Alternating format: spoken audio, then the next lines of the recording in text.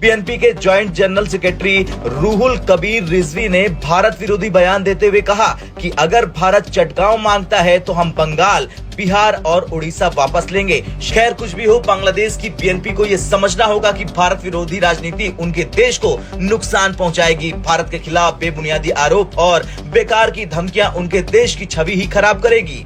इनको sort out करना बहुत जरूरी है, ये बांग्लादेशियों को, कंगलादेशियों को। ये भिखमंगे, हमारी भीख पे पलने वाली कौम आज की तारीख में हमें सिखा रही है। बांग्लादेशी कर रहे हैं जो ये जो हिंदुओं के साथ, इसकी वजह से वो भड़केगा India as a religious point of view से भड़केगा, बिल्कुल हाँ भड़केगा। और तो बांग्लादेश नुकसान में जाएगा, बांग्लादेश बहुत नुकसान में जाएगा हाँ। इस वजह से इसकी जीडीपी पे और जो इसकी इकोनॉमी है उस पर बहुत असर पड़ेगा। बांग्लादेश को क्या मतलब समझ नहीं आ पा रहा है कि क्यों दोबारा से गड्ढे में जाना चाह रहे हैं। मतलब एक मुल्क जिनको, एक पॉपुलेशन जिनको हमने बचाया, मतलब after creating Bangladesh we give it to you. तुमसे नहीं चल रहा तो हमें बता दो।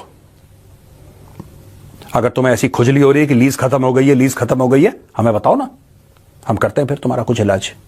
Nobody is interested in Bangladesh. India ये चाहता है, इंडिया ये चाहता है, इंडिया कुछ नहीं चाहता।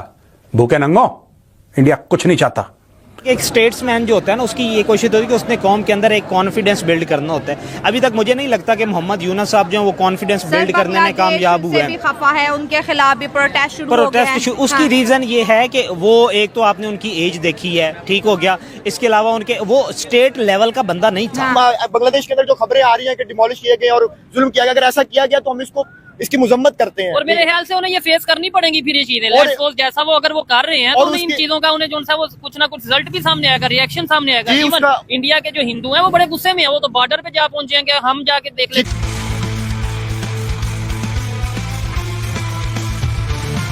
दोस्तों जय हिंद। डेली स्पेशल में आपका स्वागत है। दोस्तों बांग्लादेश से कुछ जिहादी अब निकल कर आ रहे हैं। अब वो धमकी दे रहे हैं कि हम पश्चिम बंगाल पर कब्जा कर लेंगे, उड़ीसा पर कब्जा कर लेंगे। दोस्तों अब समय आ गया है, अब भारत सरकार को एक्शन लेना चाहिए। पता नहीं अब क्यों एक्शन नहीं ले रही है। दोस्तों आपको क्या लगता है, इन लोगों को सबक सिखाना चाहिए क्या नहीं? दोस्तों आपसे एक रिक्वेस्ट है, अभी तक वीडियो को लाइक नहीं किया तो लाइक कर दें और चैनल को सब्सक्राइब जरूर कर दें। बीएनपी और दूसरे कट्टरपंथी समूह भारत के खिलाफ माहौल बनाने में जुटे हुए हैं, लेकिन सवाल ये है कि भारत के खिलाफ बांग्लादेश का ये रवैया क्यों? एरो माइंडेड लोग जो है वो उनकी कैबिनेट में आए हैं, जिसकी वजह आप ये कि देखिए 10,000 के करीब उनकी टेक्सटाइल इंडस्ट्री जो है वो बंद हो गई है सिर्फ इलेक्ट्रिसिटी ना मिलने की वजह से। और अगर थोड़ा सा इंडिया ने और दबाया तो तबाह हो जाएगी उनकी मीशत। वो जो और जब मीशत इस तरह की इकोनॉमिकली जब मुल्क तबाह हो जाए तो दोबारा मोहम्मद यूनस के खिलाफ भी एहतजाज शुरू हो जाने और हो भी रही है। गारमेंट इंडस्ट्री तो ऑलरेडी कर रही है। देखिए मालदीव ने इंडिया से बिगाड़ने की कोशिश की, सॉरी की, नेपाल देख लें, फिर श्रीलंका देख लें।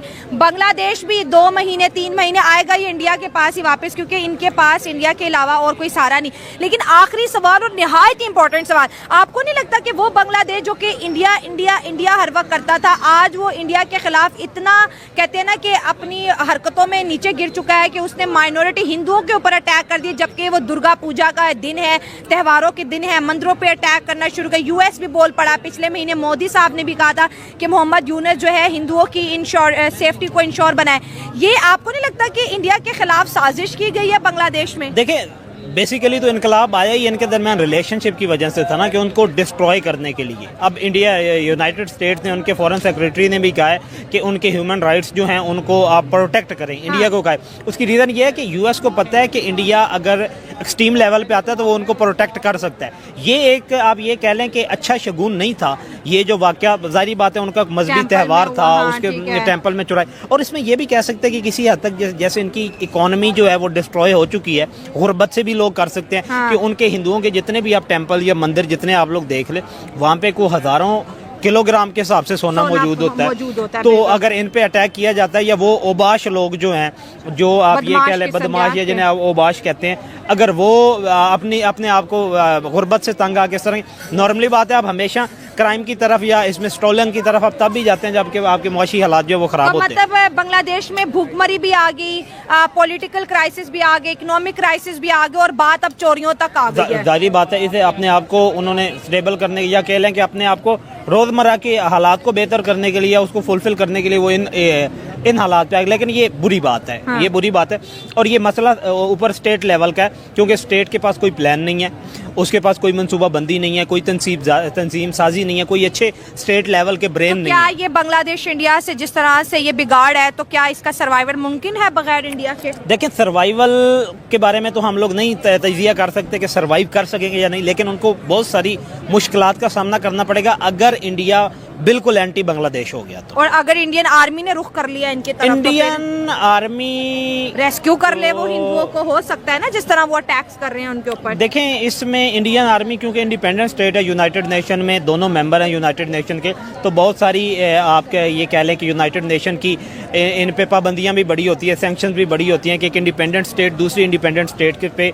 डायरेक्ट मिलिट्री अटैक नहीं कर सकती। लेकिन इकोनॉमिकली कहीं ना कहीं आइसोलेट हो जाएंगे। इकोनॉमिकली वो आइसोलेट कर सकते, इकोनॉमिकली बिल्कुल आइसोलेशन, और वो इकोनॉमिकली सिर्फ आइसोलेट नहीं कर सकते, वो नेशनली भी इनको आइसोलेट कर सकते हैं दूसरे कंट्री से, कि इनके सर दरमियान बाकी ममालिक जो वो भी तिजारत ना कर सके, इस तरह के सारे मामले है कि हमारी डिप्लोमेसी के लिए बहुत जरूरी होगा कि हम बांग्लादेश की पॉपुलेशन को समझा सके, क्योंकि देखिए जबान तो एक ही है बंगाली। तो ये चंद लोग होते हैं जो ये ऊपर जो जमाती लोग होते हैं, जो फंडामेंटलिस्ट होते हैं, ये गंद मचाते हैं, पर हमें बांग्लादेश की जो आवाम है उससे through positive diplomacy, through people to people contact, उन्हें ये मैसेज देना पड़ेगा कि आपको इंडिया के साथ नुकसान है रिलेशन खराब करके, और आपको इंडिया के साथ रिलेशनशिप करके बहुत बड़ा फायदा है, क्योंकि कितना हमारा रॉ मटेरियल, बिजली, कितना कुछ वहां जाता है। तो आप अपनी, हमारी खातिर तो छोड़िए, अपनी पुश्तों की, अपनी कौम की, अपनी जमात की खातिर हिंदुस्तान से अच्छा रिलेशनशिप रखिए, क्योंकि ये दुनिया की तीसरी बड़ी इस समय इकोनॉमी बनने वाली है। तो इनको समझाना पड़ेगा, क्योंकि जो लोग ऊपर आ गए हैं जिस हिसाब से ये एंटी इंडिया हमारे हिंदू भाइयों को तंग कर रहे हैं, मंदिरों को कर रहे हैं, अरेस्ट कर रहे हैं हिंदू स्पिरिचुअल मास्टर्स को, घर, आर्ट गैलरीज, तो ये बेसिकली बड़ी रॉन्ग इंटेंशंस के साथ आए हैं, और हमारे लिए ये बिल्कुल ठीक बोला आपने, ये एक बहुत बड़ा चैलेंज है रोहित जी। किसी भी मजहब के साथ ताल्लुक हो, ठीक है, हमें इस बात पे नहीं जाना चाहिए कि उसका किसके साथ, वो हिंदू है, वो हिंदू क्रिश्चियन है, मुसलमान है, सिख है, जो भी है, ठीक है, ह्यूमन डिग्निटी में सब इंसान बराबर है। तो अगर वहाँ पे इस तरह की बांग्लादेश के अंदर जो खबरें आ रही है कि डिमोलिश किए गए और जुल्म किया गया, अगर ऐसा किया गया तो हम इसकी मुजम्मत करते हैं। और मेरे ख्याल से उन्हें ये फेस करनी पड़ेंगी फिर ये चीजें, लेट्स सपोज जैसा वो अगर वो कर रहे हैं, तो इन चीजों का उन्हें जो वो कुछ ना कुछ रिजल्ट भी सामने आएगा, रिएक्शन सामने आएगा। इवन इंडिया के जो हिंदू हैं वो बड़े गुस्से में है, वो तो बॉर्डर पे जा पहुंचे हैं, क्या हम जाके देख लेते। जी, उसका गुस्सा, गमो गुस्सा पाया जाता है। जाहिर है कि अगर मुसलमानों पे कई जगह पे होता है, उनके साथ जुल्म होता है, तो हमें गमो गुस्सा पाया जाता है, वैसे हिंदुओं को भी पाया जाता है। तो उन्होंने कहा है कि वो तो बॉर्डर तक पहुंच गए हैं कि हमने इनके साथ ट्रेड ही बंद कर देंगे, उनके साथ बिजली सारी उधर से आ रही है ना, तो अगर बिजली बंद कर देंगे इनके साथ, जो तो दूसरे हमारी ट्रेड जितनी भी चल रही है इनके साथ खत्म कर दो। और अगर ऐसे हो जाता है तो बांग्लादेश के लिए बड़े मुश्किल हालात पैदा हो जाएंगे। अगर आपके एक मुल्क की बिजली जो है वो आपकी टोटल उसके ऊपर चल रही है, ठीक है। अच्छा, दिखाया या बताया जो हमें जा रहा है कि दो कंट्रीज, यानी पहले एक ही था पाकिस्तान बांग्लादेश, एक ही था 1971 से पहले। अब आज 2024 में ये खबर चल रही है कि दोनों कंट्रीज फिर से यूनाइटेड होते नजर आ रहे हैं और इंडिया को टफ टाइम देंगे। आपको लगता है कि इंडिया को दोनों कंट्रीज या कोई एक कंट्रीज टफ टाइम दे सकते हैं इकोनॉमी में, टेक्नोलॉजी में, या मिल के भी?